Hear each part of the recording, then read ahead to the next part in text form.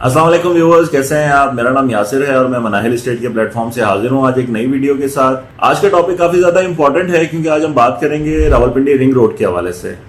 जैसा कि आप जानते हैं कि रावलपिंडी रिंग रोड का मंसूबा जुड़वा शहरों के लिए काफ़ी ज़्यादा इंपॉर्टेंट है और क्योंकि इसकी वजह से ना सिर्फ ट्रैफिक के मसाइल काफ़ी हद तक सॉल्व हो जाएंगे बल्कि जो नई डेवलपमेंट्स हो रही हैं और शहर की एक्सपेंशन हो रही हैं तो वहाँ तक भी ये आसान रसाई देगा और बहुत ज़्यादा बिजनेस एंड इन्वेस्टमेंट अपॉर्चुनिटीज़ इसकी वजह से क्रिएट हो रही हैं शहर के अंदर। तो इसकी काफ़ी ज़्यादा इंपॉर्टेंस है रियल एस्टेट मार्केट में और बहुत ज़्यादा खबरों की जीनत रहता है ये। तो आजकल क्या डेवलपमेंट्स हो रही हैं और इसकी क्या हिस्ट्री रही है, बेसिकली मैं सारी चीज़ों के बारे में बात करूँगा। तो ये टॉपिक थोड़ा सा लेंथी है तो एंड तक देखिएगा ताकि आपको ज़्यादा से ज़्यादा इसके बारे में इंफॉर्मेशन मिल सके और इस हवाले से अपनी इन्वेस्टमेंट अगर आपने रियल एस्टेट में प्लान करनी है तो वो अकॉर्डिंगली आप इसको बेहतर तरीके से प्लान कर सकें। सबसे पहले हम बात कर लेते हैं कि रावलपिंडी रिंग रोड का कॉन्सेप्ट क्या है और इसकी क्यों ज़रूरत पेश आई और ये किस तरीके से रावलपिंडी के मसाइल को हल कर सकता है, ट्रैफिक के मसाइल को। तो क्योंकि आप जानते हैं कि रावलपिंडी इस्लामाबाद के बिल्कुल बराबर में वाक़ है और सारी ट्रैफिक जो सेंट्रल पंजाब से आनी होती है वो या तो मोटरवे के थ्रू आती है या फिर ये जीटी रोड के थ्रू आती है, या इवन किसी ने मरी की तरफ और कश्मीर की तरफ निकलना हो या फिर आगे इस्लामाबाद एयरपोर्ट जाना हो या इवन आपका KPK नॉर्थ की तरफ निकलना हो।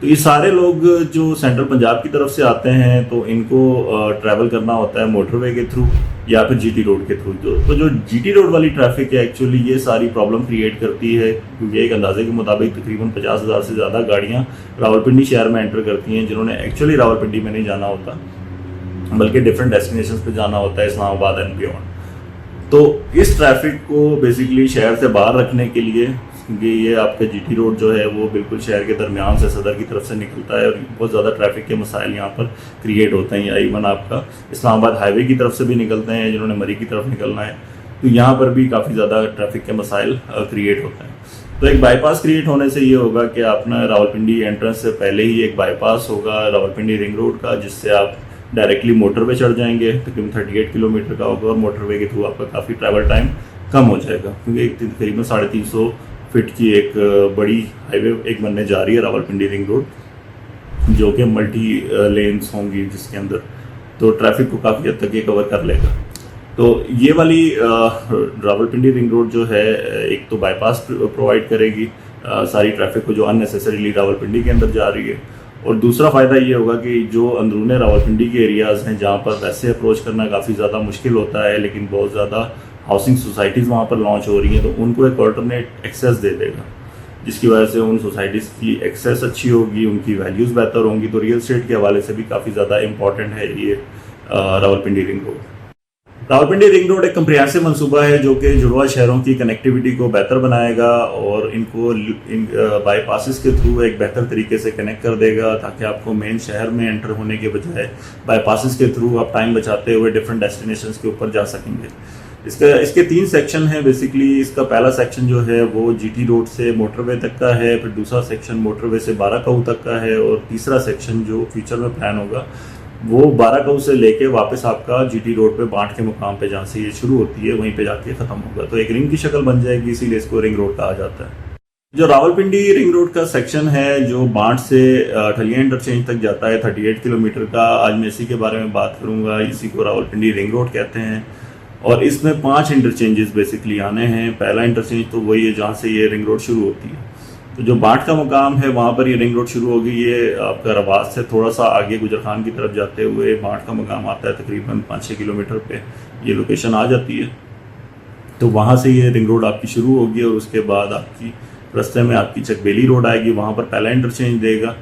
वहाँ पर भी काफ़ी ज़्यादा हाउसिंग प्रोजेक्ट्स और डिफरेंट प्रोजेक्ट्स इस तरह के लॉन्च हुए हैं और लोगों ने काफ़ी इन्वेस्टमेंट चकबेली रोड पे भी की हुई है। और स्पेशली वहाँ पर इन्वेस्टमेंट करने की वजह ये थी क्योंकि सारे एरियाज़ जहाँ से भी गुजर रही है ये रूरल एरियाज़ हैं, यहाँ पे गांव देहात हैं, यहाँ पे फसलें लगी हुई थी या डिफरेंट बंजर किस्म के इलाके थे। तो इस जगह से बेसिकली प्लान हुआ है और यहीं पे ज़्यादातर हाउसिंग सोसाइटीज़ ने बड़े बड़े एरियाज़ देखे और यहाँ पर बड़ी बड़ी सोसाइटियाँ यहाँ पे लॉन्च की हुई हैं।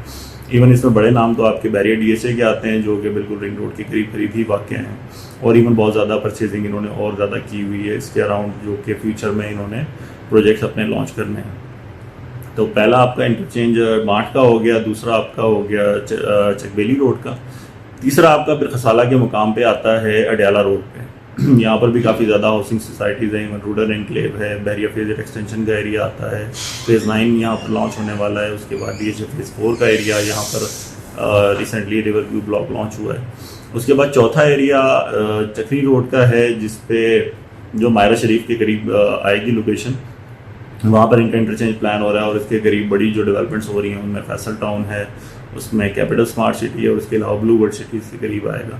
तो बेसिकली इन सोसाइटियों को भी फ़ायदा होगा इसकी वजह से कि बहुत ज़्यादा एक इजी कनेक्टिविटी हो जाएगी इसकी ओवरऑल रावलपिंडी के अंदर, तो उससे काफ़ी ज़्यादा बेनिफिट होगा। यहाँ पे जो फ्यूचर में लोगों ने रहना है यहाँ या बिजनेस करना है तो उसके लिए काफ़ी ज़्यादा फिजिबल चीज़ हो जाती है जब आपकी कनेक्टिविटी आसान हो। उसके बाद इसका पांचवा और आखिरी जो इंटरचेंज है वो वही ठलिया इंटरचेंज ऑलरेडी बना हुआ है, वहीं पे कनेक्टिविटी इसकी होनी है, वहीं पे कनेक्ट करेगा। तो यहाँ से सारी ट्रैफिक जो GT रोड की है, जो अननेसेसरीली आपकी रावलपिंडी जा रही है, वो आपकी मोटरवे की तरफ निकल जाएगी। वहाँ से फिर वो आगे बियॉन्ड जहाँ पर भी उन्होंने जाना हो, इस्लामाबाद जाना हो या एयरपोर्ट जाना हो या इवन नॉर्थ की तरफ निकलना हो, तो वहाँ से वो जा सकती हैं। थोड़ा सा रिंग रोड की हिस्ट्री के बारे में बात करता चलूँ। ये मंसूबा वैसे तो काफ़ी पुराना है और बहरिया टाउन के पुराने नक्शों में रिंग रोड शो की होती थी इनके एरिया से गुजरते हुए, लेकिन इसका एक्चुअल जो रूट मैप जो है वो हमारे सामने आया, जो नेस्पाक ने प्लान किया हुआ था, वो नवाज शरीफ के दौर में 2016-17 में हमारे सामने आ गया था, जिसमें आपका जो ये रोड है वो शुरू होती थी रेडियो पाकिस्तान GT रोड से और गोरखपुर से होते हुए ठलिया इंटरचेंज तक जा रही थी। और उसके बाद खबरें आई कि जी बैंक ऑफ चाइना है वो इसको फाइनेंस कर रहा है, उस बारे में सारे मामला इनके तय हो चुके हैं और बहुत जल्दी ये प्रोजेक्ट शुरू हो जाएगा। उसके बाद फिर ये कि पॉलिटिकल मामला हुए, इलेक्शन आ गए, नई गवर्नमेंट आ गई और ये कोल्ड स्टोरेज में चला गया मनसूबा। उसके बाद पता चला जी कि ये इसका एक नया कंसल्टेंट हायर हुआ है जीरक के नाम से, जिसने बिल्कुल रीडिज़ाइन कर दी चीज़ें और इसको एक इकोनॉमिक कॉरिडोर के नाम से वो री लॉन्च करने जा रहा है।